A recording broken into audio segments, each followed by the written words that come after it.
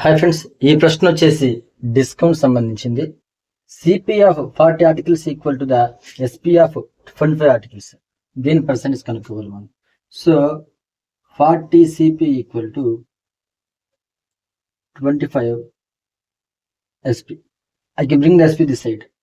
CP by SP equal to 25 by 40.